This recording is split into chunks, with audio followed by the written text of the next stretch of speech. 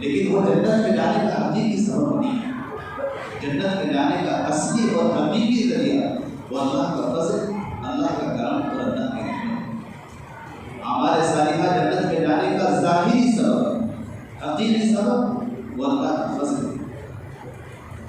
علماء نے اس کی ایک وجہ یہ بیان فرمائی اور جو عقل میں بھی آتی ہے، وہ یہ ہے کہ آدمی کتنے بھی نیک عمل کر لے، کتنے بھی نیک عمل کر لے، لیکن ہے وہ محدود، لمیٹیڈ.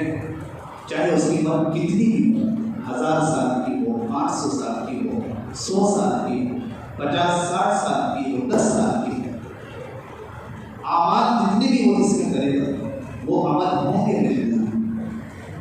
اور جنت جو اللہ کی نعمتوں کی جگہ ہے، اللہ کی نوازشوں کی جگہ ہے، وہ لامحدود ہے.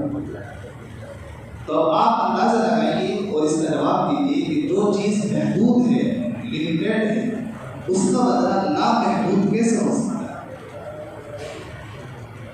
تھوڑے سے اعمال کر کے 60-70 سال کی زندگی میں چند نمازیں پڑھ کے، چند مہینوں کے روزے رکھ کے، چند قرآن پورے کر کے، اگر اللہ تعالیٰ ہمیشہ ہمیشہ کے لیے ہمیں جنت کا مستحق قرار دیتا ہے، ہمیشہ ہمیشہ کے لیے جنت کی نعمتوں سے، جنت کی نوازشوں سے فائدہ اٹھانے کا حق دیتا ہے، تو یقین کہ اللہ کا فضل ہی، اللہ کا کرم ہی. ورنہ اگر حساب لگائیں تو کوئی آدمی جنت میں 10 سال رہے، کوئی 5 سال رہے، کوئی 20 سال رہے. اگر عمل کے حساب سے جنت ملے تو زیادہ سے زیادہ کوئی 20 سال 30 سال رہے. چند اعمال کر کے اللہ کی رحمت کا مستحق بن جانا اور ہمیشہ ہمیشہ کے لیے جنت کی نعمتوں سے فائدہ اٹھانے کا حقدار بن جانا، یہ اللہ کا فضل ہے. اور اس فضل سے نہ کوئی ولی مستثنا ہے